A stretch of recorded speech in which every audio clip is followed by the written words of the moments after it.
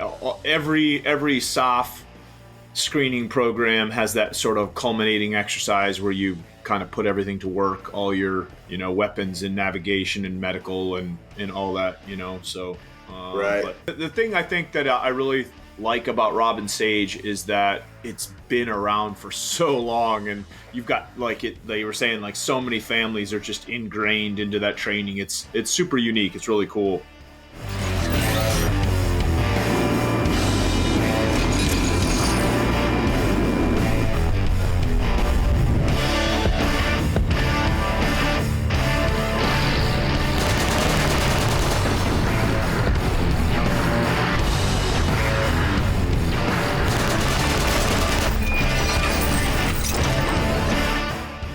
What's up, mofos in interwebs land? I'm Jason. This is Savage Actual. I'm a prior Marine Raider. I was a Boy Scout once upon a time, and this is my good-looking friends with glasses named... What's up, everybody? I'm Patrick. I am a former Navy SWIC, former Marine, and part-time plumber now. I don't know. I'm not a plumber. I don't know where Plumbing them pipes. Plumbing them pipes. Yep. Actually, I'm a chicken farmer, and I don't know. I live in California, so life is weird. You're a turtle rancher for the turtle milk? Yeah. You know what?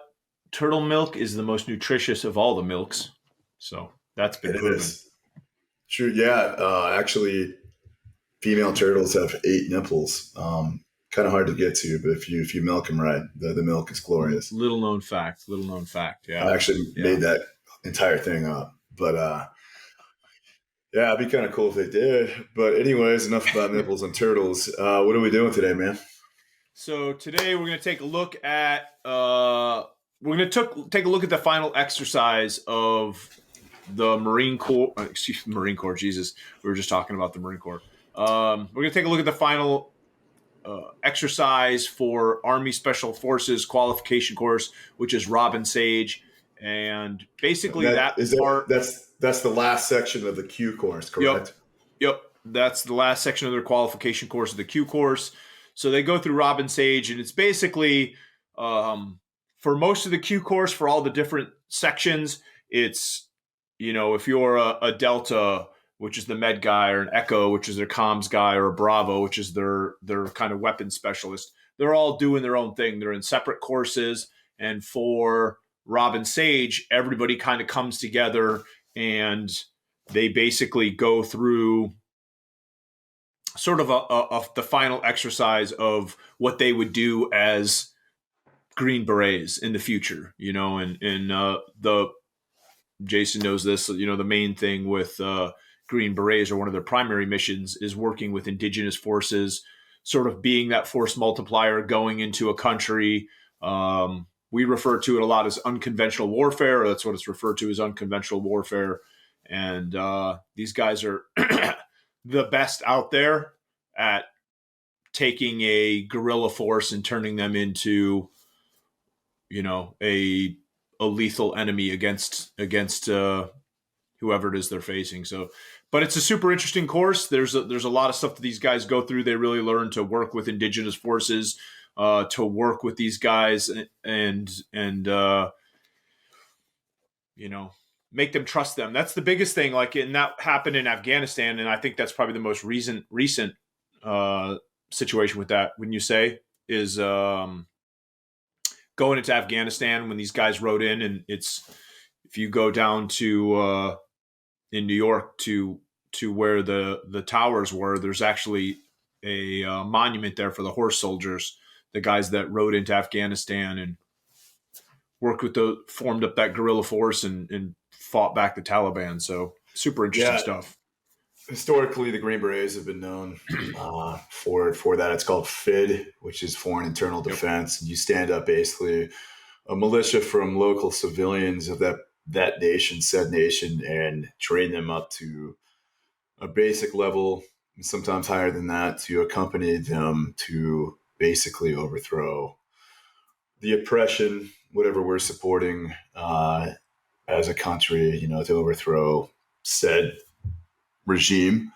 And They definitely have been doing this for a long time, but in the last 20 years, every special operations unit, especially SEALs and MARSOC, are heavily trained in the same realm. So I've done a lot of FID in Afghanistan, and it was a good time, but it was pretty scary at the same time too, because you never really know.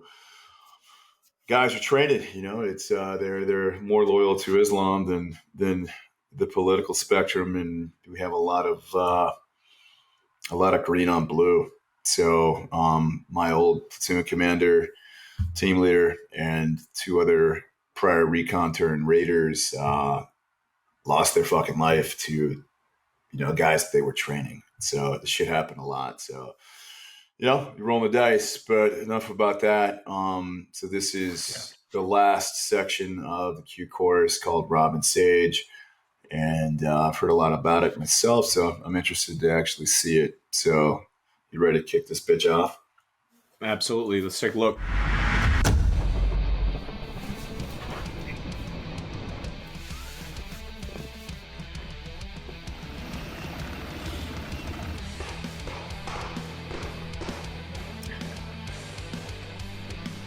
The funny thing I find about this too is just like it's all this blank fire and all that stuff. They have to. I understand how it is, but it's too much. Yeah, too much risk, too much going on. Yeah.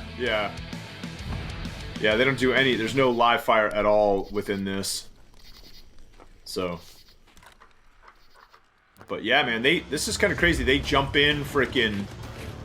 It's a big deal, dude. They jump in with like over 120 pounds, and they take everything with them, and it's a pretty interesting course. Yeah, and they get to design their insert method. They pick it, they run it. They got to execute the mission. They come up with it as a team, and they execute it. Yep. All right. So I'm Matt White with Coffee or Die. We're out here in North Carolina, just outside of Fort Bragg, for the last exercise of Special Forces training, Robin Sage.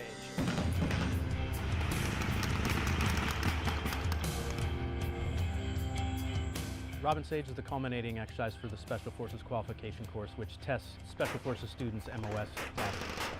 Robin Sage is a month-long exercise where the final candidates of Special Forces training come together in teams of 14 and infiltrate fictional country known as Pineland. The UPA, which is the United Province of Atlantica, have invaded the northern Pineland province, so our students are developing a plan to infiltrate and link up with resistance forces to help fight the UPA and drive them out. Does that sound familiar? That's what Green Berets did in Afghanistan, Iraq, Horn of Africa, the Philippines, Eastern Europe, working with indigenous forces, building them up, and so they're ready to face off against occupying nations when the time comes. Week 1, they do their academics week, which they're getting all their classes about unconventional warfare. Week 2, we take them out in the woods and they get to develop SOPs. And week 3 is mission planning week, which students plan for their mission to infiltrate into northern Pineland. It's pretty quick, actually. That's a big son of a bitch, man. Yeah. We train them in their skills. We train them in survival, evasion, resistance, and escape. You need to lose some weight, sir. Small unit tactics, and then we bring them into this ambiguous environment. Some of these dudes are role players and demonstrate they can work. Okay, I hope so.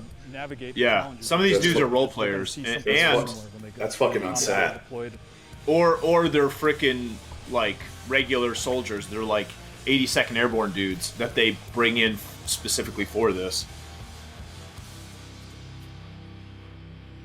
Spy rig. Yeah. A lot of that. Yeah, I'm not a huge fan of that. Well, the last time I did it was not good, man. At least a 10-mile dude, we got drug over an O course. On infill, and the last two dudes, luckily I was like the number 4 man, got really fucked up. Medical equipment, female fucking pilot. Water, money. Oh, yeah. They're gonna climb on this helicopter to go about 45 miles south, hit the ground, and go about 10 miles overland, and then they're off and into the exercise. I'm surprised they're not jumping in. I mean, it's their planning, so. I don't miss carrying those big fucking things, dude. Yeah, no shit, man. That sucks. There you go. The heaviest my ruck ever weighed was 126 pounds. And I think I weighed 190, 185. They make initial contact with the guerrillas for days. To gain trust or rapport. They're brought into the G base, and then they start to train the guerrillas. Weapons handling, they'll train them in communications procedures, they'll train them in medical, so just the basics. So they start conducting combat operations, developing in certain support networks. In Robin Sage, like, things don't happen immediately. It's an immersive environment, and nothing's easy. So they pick up intelligence that we've given to them on the battlefield, and then they'll start to plan this typically 72 hours prior. You guys sit down here, if you got any questions, he'll tell you what you need to know. Yep. And that's a crucial target for us out there too. So the first one is, what's like the most common supplies that you see running through there? And it's another gate right here. Yeah, and those road engines are usually right. It's another gate right here. Yeah, appreciate it. Good luck. Nice meeting Out here in the country at Pine Land. See, man, that's the thing is where they do this all in these counties in North Carolina.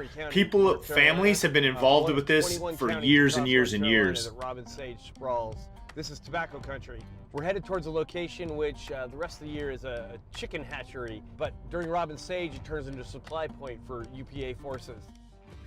One of the key things that Robin Sage teaches soldiers is how to resupply your team and supply the guerrilla forces. Really, there's only 3 ways to do that. 1 is to pack it in. 2, buy it. And if you can't buy it, you gotta steal it. Team 9114, they've got some intel that about an I like hour that from now whip, is dude. going I to actually be want a one of those supply pretty bad. drop-off. Right Those now, things are we've got cool. element out It'd be the sick if we got one for us. location. I wonder what are they called, that type? I don't know. But I like the height of the tires. Those are like 40+ inch fucking tires, man. Those are sick. Yeah, dude, those are sick, man. They're cool. You could get them someplace, get them at like a surplus deal somewhere for sure. Yeah, they're pretty new. I mean, the Throughout thing's the 2 weeks that they're in the field, thing's armored up in putting the into front. play It'd be all the sick to put skills some they've kind of learned camper on the over their back and training as Green black it Berets. out, put Savage Action on that Everyone bitch. needs to be able to shoot, communicate, and survive. I mean, we do that with the best of them, but we also do it with our partners. So just like we That's need the supplies, key let's that I steal this see shit. with the Green Berets is that we're putting them in these austere environments and expecting them to do a lot and be self-sufficient. We train that here in the qualification course.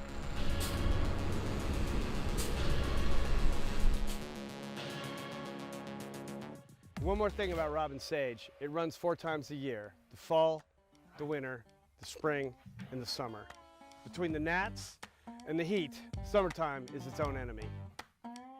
Dude, Pineland is I'll officially take fall. 15,000 square miles. Fall or winter, I don't mind the cold. All the way to the coast. yeah. But who are the Pinelanders?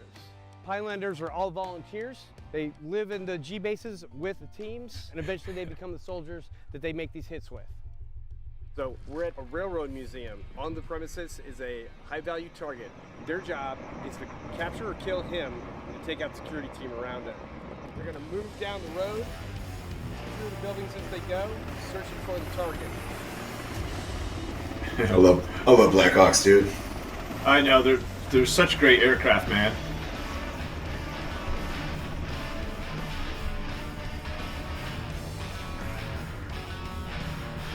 The dude with the 240 is like sucking wind.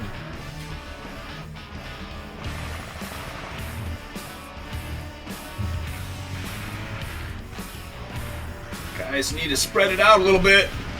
Yeah, it's something I'm noticing here, dude.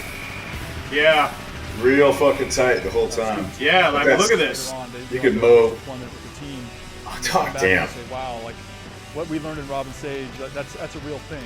Hey, we're Green Berets, we can come here and tell You know, we're armchair quarterbacking it, dude, so... Yeah, for that- sure. And that's the thing is we don't know exactly what they're doing, but man, you just dispersion is your friend, man. That's where those Robin Sage moments You know? come in, where it's not easy, and you don't dictate the terms. We're working within their world. We're helping them make it happen.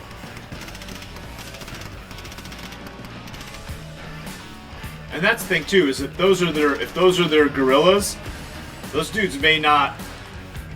You know, you could tell them 100 times they're still gonna do whatever the fuck they're gonna do. You know how it is. Like a true story. Yeah, when you're dealing with indige forces, man, Robin Sage moment was in Iraq in 2000. fucking tell them whatever, and they don't give a shit. It really hit home, like just all the lessons I learned in Robin Sage and how to work by with through and enable a partner force to be successful. Hopefully. Yeah, that's a lot harder when they don't speak English. Yeah, Yeah, and they have those sort of, they have that attitude that they're better than they think they are, or they think they're better than they really are, and it can be difficult to deal with frickin' Indiage. And split you off and send you to go work with a partner force, with a company level asset. That's based on the training, based on our selection, that we can trust those individuals to put them in those situations. There you go. He's like, shit, was that? It looked like he had it on safe. Did you see that? Some folks who live here. He went to fire the 240 and it didn't fire, and he looked down and he had a freaking, like, it looked like he was taking it off a safe. Got the little stretcher in the back. Yep. Role So I guess the guys in black are all the Indige guys, I guess. Yeah, portraying. And relatively self-sufficient. They kind of want your things, but you demonstrate. And they're all the rocking values and skills M16s. that you've learned through Yep. the qualification course, that you provide much more than just bullets and weapons and things like that. We're connected with about 300 to 400 families across Robin Sage and over 1,000 role players, most of those volunteers. And all this is conducted on private property that's graciously lent to us through civilian landowners. Bottom line, we can't do it without the goodwill and the patriotism of the people of North Carolina and the Pinelanders. That's cool. Hey, we gotta fucking move. Let's go. Yeah. Use that The yard F-bomb. is donated to us by Patty, a local landowner. What's up, Patty? That one checks the ground. Is that it? I'm hoping I'm helping the country Yep. by doing this so that they can get through their training and go do what they're. That's the person in the back covering their In a ears. few days, they move up a level. They move out of the local level, they go up to the sector level. We get into the last week of Robin Sage, and that's when they're meeting the area commander. That's the general who's in charge of a notional force of 1,000 or more people. I was raised here in, just outside of Candor in Montgomery County. Born October 8, 1956. The only day a perfect game in the World Series was pitched. The U.S. Army always used our property, so they were always in my backyard as a kid, and they would have civilians walk them. It's sort of like a guide for the area. So I think when I was around 12, I walked off my property with the first A-team as a guide. And then at night, That's of pretty course, I funny. was a resistance fighter. But I don't know of anything that the government has done that's lasted as long as Robin Sage has lasted it. So obviously it's a sign of something that works.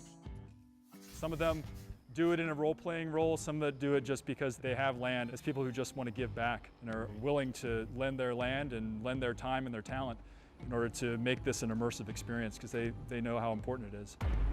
I'm Op 4 Commander is my title out here. Anytime they do any missions, they've got to deal with the enemy, so I'm the enemy, Op 4. I have to be on this bridge, they kill me and blow it, and then I go set up for this other crew, and they get to kill me. When they're real busy, I'm real He's busy. like, I've been killed a lot.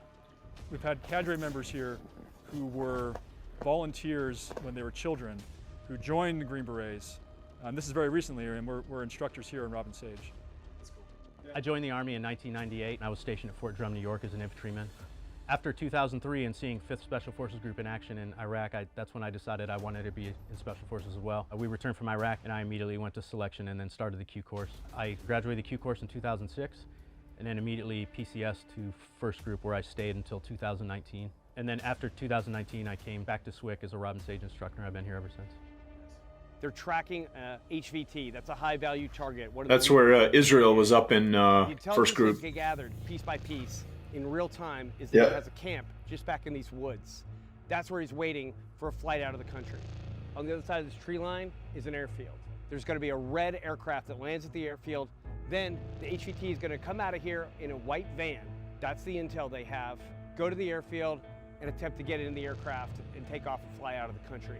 That's when the team is going to make its hit. See how they have those Oh, armbands yeah. on them that say Robin Sage? Yeah. So a few years back, a cop pulled a truck over with a bunch of these trainees in the back, and they thought it was part of the scenario, and they pulled their freaking M4s out, and the cop freaking killed one of the Green Beret trainees. Well, that's pretty piss poor fucking goddamn communication on all levels. Yeah, man. Super messed up.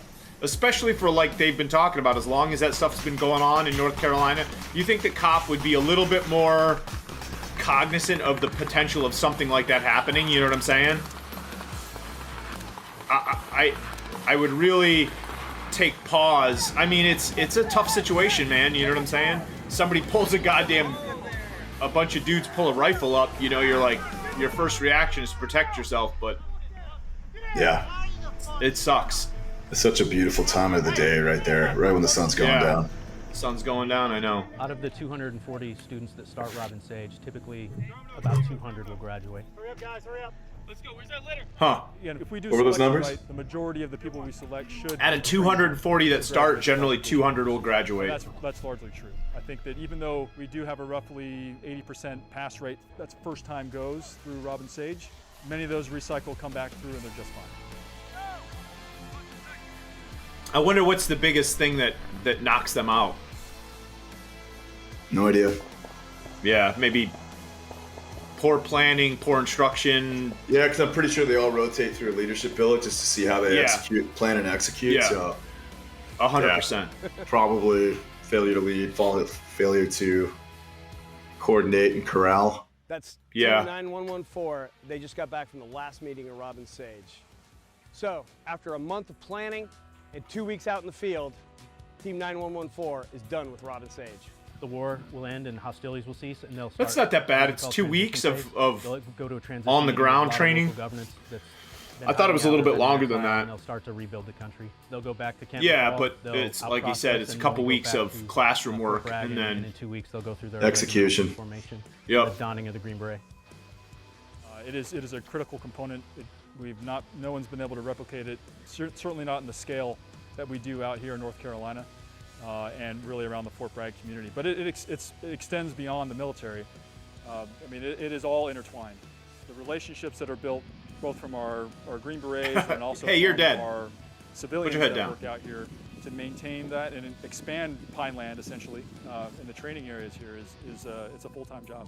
But they're working. See the symbol on his hat? It's the Jedburgh thing. And they love doing it. That's cool. Cool. Yeah, very cool. All right. It's like a fun time. I'd like to go through that. Yeah. So what do you guys call, what is ITC. Raiders? Yeah. Do you guys have a culmination exercise like that? Yeah, always a colex is Yeah. what we call it, man. Like every kind of training evolution that we do has got a colex at the end of it. So yeah, I mean, I've done 100 of these in different ways, but I'd like specifically like to go through theirs. Yeah. I mean, it's all so fucking similar, man. So Yeah, for sure. And here's we the have situation. the same thing. Here's the situation. Here's the dudes you got. Here's the weapons you got. Let's plan it. Let's execute it. Let's extract. Repeat. Yep. So You're running that full gamut of your mission. I mean, that's the thing is, man, it's like every SOF screening program has that sort of culminating exercise where you kind of put everything to work, all your, weapons and navigation and medical and all that, so, right. But it's super interesting. The thing I think that I really like about Robin Sage is that it's been around for so long, and you've got they were saying, like, so many families are just ingrained into that training. It's super unique. It's really cool. Yeah. It's a lot of people think that's just a one-time deal, right? I mean, every single workup to a deployment, we do this honestly a few times a year, in different scenarios. So it's not just, it's constantly training. It's constantly going through things that are similar to this to keep that knife edge sharp and to keep the cohesion amongst your team. So, but yeah, it's like kind of their first big go as a potential Green Beret, like this is the end of it. So this is a big deal for them, and then absolutely. As a career, as a Green Beret, they're going to go through this 100 more times. So yeah, for sure, man. That's the thing is, like, the stuff that I do for my day job, I get a lot of Raider battalions coming out there and doing their company collective exercises. And so it's same thing with these guys, the ODAs are coming out doing their stuff. So everybody's working on that again. You join up with your new team, you form into a new, platoon or whatever your detachment or whatever the case may be. And everybody works up together. And before you deploy, you got to go through that stuff again. So you're always getting checked and reviewed. And especially, dude, man, when you get like new guys on your team, you got to run them through their paces too. So, it's just, that's the life in the SOF community, so. Yes, sir. Well, guys, thanks for watching. Thanks for giving us your time and support and letting us run our mouths. So like and subscribe. Check us out on our social media. We're on Instagram. It's a great way to DM us with any questions, anything you want us to watch. It's a great space. So that's savage.actual for Instagram. Each one of us have our own personals. You can find us on there as well if you got any direct questions individually to us. So thanks again, and we'll definitely see you next time. Stay tuned. Peace.